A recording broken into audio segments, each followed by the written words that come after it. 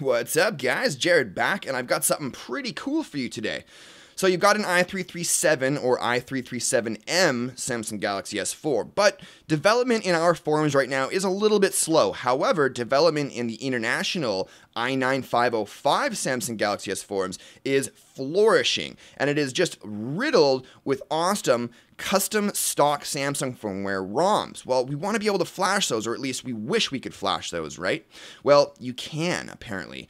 Go ahead, head on over to those forums, download one of those custom stock Samsung firmware ROMs, flash it on your i337 or i337M, and you're off to the races. And I'm going to go ahead and show you something here. So I'll go ahead and jump into settings. We're going to go to About Device, and you'll notice that, yes, it does in fact also change my model number to GT I9505.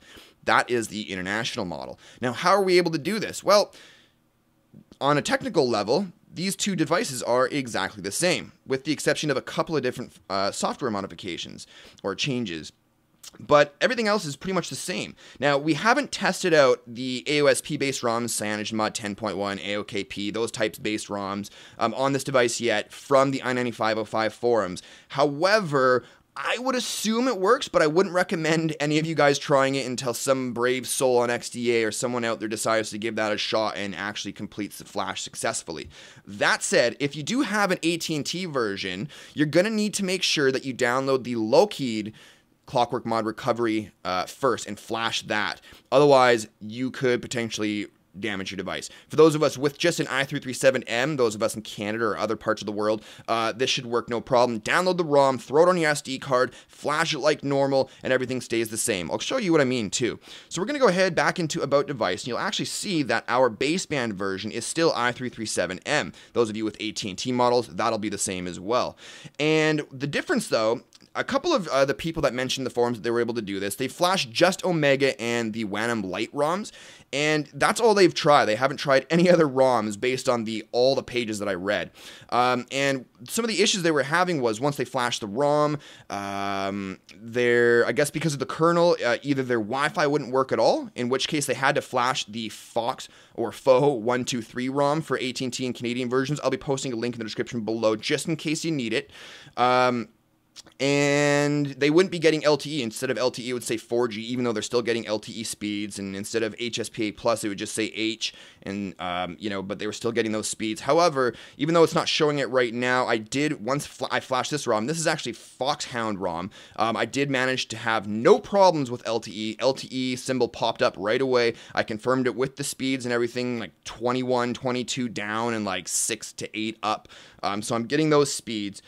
So anyways, that opens up a whole new world for us guys. So if you're bored with the types of custom stock ROMs that are available on our forums right now, i337 and i337M, well, welcome. You can now flash also T-Mobile ROMs as well as the i9505 ROMs as well. Again, don't flash those ASP ROMs just yet. So let's go ahead and take a look at this ROM.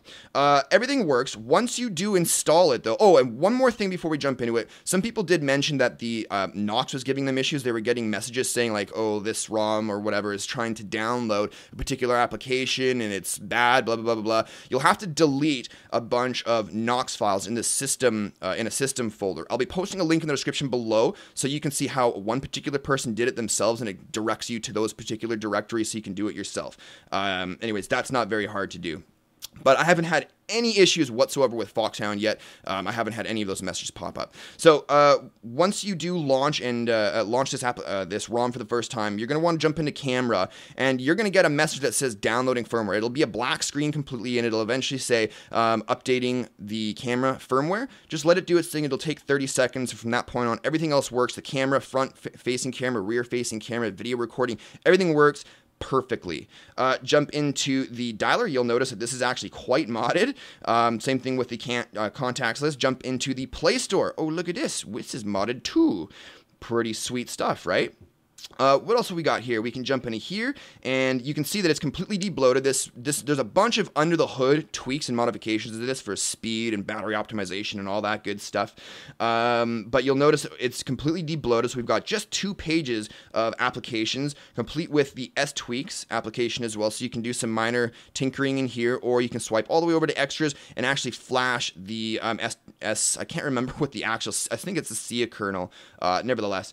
So we'll back out of there and pull down notification tray. Boom! We've got some different theming going on up here as well. Very sort of hollow-esque, very AOSP-esque, if you will. Of course, you can still click that and bring up all your different quick settings there. I'll go ahead and jump back there, and we'll jump into settings, and this is also themed. As you can see across the top, the tabs are themed differently, different looking symbols and so on. Everything's pretty much the same for the most part there, except for, boom, Foxhound Extras. This is where the fun really begins. So you do have the option to install the exposed framework. You've got a DPI, a per app DPI manager. You've got No Tack or No Tatch. I actually remember him from the original Atrix days. He's a pretty talented developer, and he's gotten into the Samsung Galaxy S4 over the I9337 and I9337M forums. And the developer of Foxhound actually ported this over to this particular ROM for the I9505 from those forums. So it says this device is not officially supported.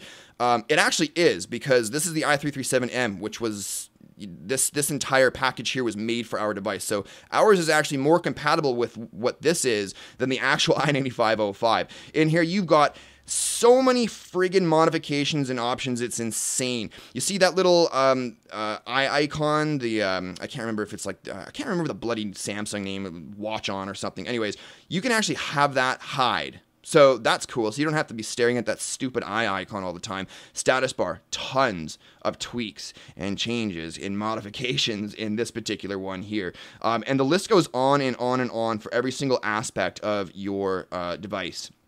All kinds of just wicked stuff that you guys should really check out and explore on your own. Secret codes. This is all that stuff that when you send your phone into the factory and you've got the engineers looking at your phone to test out different things to make sure everything's working. These are all the different codes that you can type in the dial pad and have access to those if you want to. For me, it's redundant. I'll never use any of those. You do have a faster GPS fix, so you just go ahead and jump into here, select the region that you're wanting, and then click go, and that should apply the faster GPS fix. For me, I wasn't able to tell if it worked really well or not. It actually ended up picking up a location that was like several blocks away from me, but 60 seconds later, boom, it picked up my location and zoomed right into there on Google Maps. Your CSC selector, CPU tool stats, so you can check out different information about your CPU and what's going on there if you want. You've also got idle Wi-Fi time manager. That's pretty awesome for a lot of people out there. Performance settings. This is kind of like set CPU, so you can muck around with the overclocking or underclocking of your CPU, as well as the I/O scheduler. You've got an init de-enabler, so in here you can control all types of cool scripts and things like that. And we also have a Foxhound over-the-air updater, so you don't have to worry about downloading the updates anymore. It'll just download over the air, which is pretty awesome. As you can see, also, our LTE symbol is back, so we don't have to do any tinkering there. So far, the ROM's actually been really stable for me. I've had no issues, none of the issues that other people are reporting with some of those other ROMs.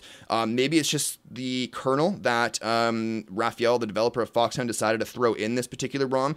Either way, this ROM is really, really impressive. It is not boring at all. Tons of modifications, endless tweaks.